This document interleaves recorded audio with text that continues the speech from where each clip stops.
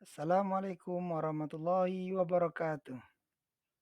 Saya Abdul Nasir MPDI, Guru PAI SMK Negeri 1 Tanjung Baru, CGP Angkatan 9, akan memaparkan materi koneksi antar materi kesimpulan dan refleksi modul 1.1.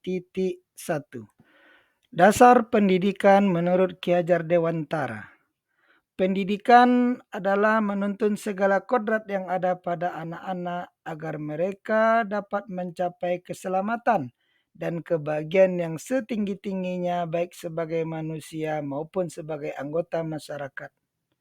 Sedangkan pengajaran merupakan bagian pendidikan yang dapat diartikan sebagai pendidikan dengan cara memberi ilmu atau berfaedah buat hidup anak-anak baik lahir maupun batin. Kita semua mengenal semboyan Ki Hajar Dewantara tentang pendidikan, yaitu Ing Ngarso Suntulodo, Ing Madyo Mangunkarso, dan Tut Uri Handayani. Artinya, di depan jadi teladan, di tengah memberikan ide fikiran, dan di belakang memberi dorongan. Kodrat anak menurut Ki Hajar Dewantara ada 3. Kodrat yang pertama itu merdeka, yang kedua bermain, yang ketiga belajar budi pekerti. Merdeka maksudnya adalah manusia yang hidup lahir dan batinnya, tidak bergantung kepada orang lain, tapi bersandar atas kekuatan dirinya sendiri. Sedangkan bermain merupakan bagian dari kodrat anak. Permainan dapat menjadi bagian dari pembelajaran di sekolah. Sedangkan budi pekerti merupakan perpaduan antara cipta yaitu kognitif, karsa afektif, sehingga menciptakan karya atau psikomotor.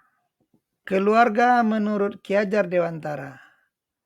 Menurut Ki Hajar Dewantara, keluarga menjadi tempat utama dan paling utama untuk melatih pendidikan sosial dan karakter baik bagi seorang anak. Nah, dasar pendidikan. Dasar pendidikan menurut Ki Hajar Dewantara berhubungan erat dengan kodrat alam dan kodrat zaman. Jadi maksud dengan kodrat alam itu berkaitan dengan sifat dan bentuk lingkungan di mana anak berada, yaitu konteks lokal budaya, sosial budaya murid. Kalau di Minangkabau itu ada kato nanampe, sumbang do baleh, babalik basurau. Kemudian ada juga 5S, senyum, sapa, salam, sopan, santun. Dan TTM, yaitu tolong, terima kasih, dan maaf. Sedangkan kodrat zaman yaitu berkaitan dengan isi dan irama. Artinya, kemampuan anak untuk memiliki keterampilan abad 21. Keterampilan abad 21 itu berpikir kritis, kreatif, inovatif, komunikatif, kolaboratif, dan mandiri. Pendidikan yang berpihak pada anak. Dalam istilah Ki Hajar Dewantara dikenal dengan berhamba pada sang anak. Dalam tulisannya beliau mengatakan, berhamba pada sang anak artinya bebas dari segala ikatan, dengan suci hati mendekati sang anak bukan untuk minta sesuatu hak, melainkan untuk berhamba kepada anak.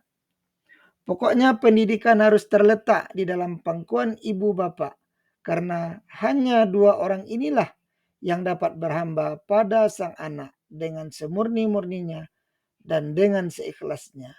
Sebab cinta kasihnya kepada anak-anaknya boleh dibilang cinta kasih yang tak terbatas.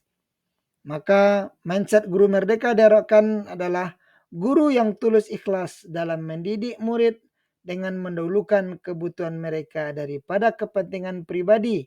Karena pada guru yang tulus dan ikhlas terdapat cinta kasih yang tanpa batas. Menurut Ki Hajar Dewantara, anak bukanlah tabula rasa. Anak bukan kertas kosong yang dapat digambar sesuai keinginan orang dewasa. Anak akan lahir dengan kekuatan kodrat yang masih samar-samar. Maka tujuan pendidikan adalah menuntun anak untuk menebalkan garis samar-samar agar dapat memperbaiki lakunya untuk menjadi manusia seutuhnya. Pendidik dan murid menuju Ki Hajar Dewantara. Pendidik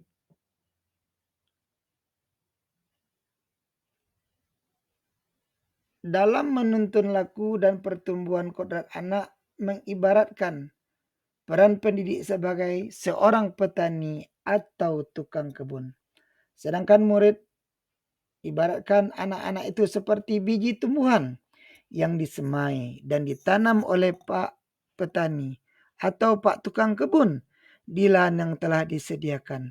Anak-anak itu bagaikan bulir-bulir jagung yang ditanam. Adapun pengalaman baru yang saya dapatkan dalam mempelajari pemikiran filosofis Ki Hajar Dewantara adalah yang pertama, pendidikan yang menuntun.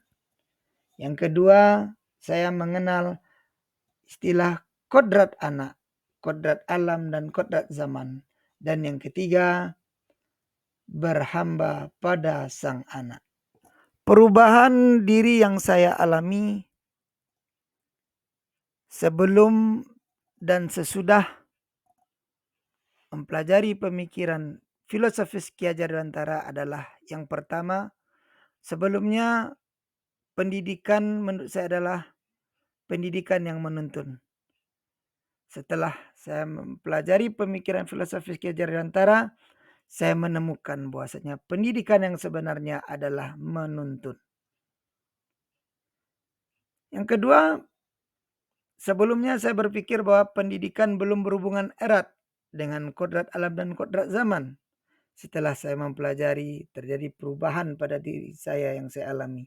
Bahwasanya pendidikan itu berhubungan dengan kodrat alam dan kodrat zaman.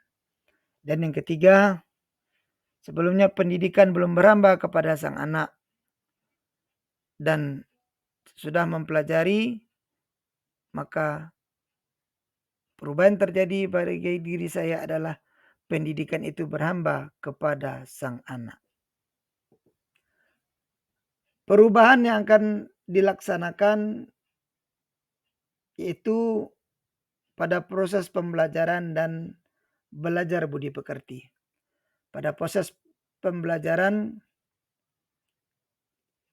yang akan dilaksanakan ada dua. Yang pertama itu pelaksanaan proses pembelajaran berdiferensiasi atau kodrat alam. Yang kedua adalah pembelajaran berbasis IT, yaitu sesuai dengan kodrat zaman. Adapun tentang belajar budi pekerti,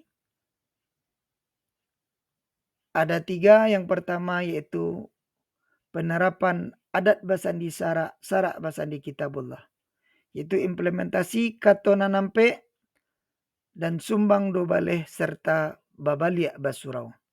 Yang kedua adalah penerapan 5S, yaitu senyum, sapa, salam, sopan, santun. Dan yang terakhir yaitu penerapan TTM, yaitu tolong, terima kasih, dan maaf.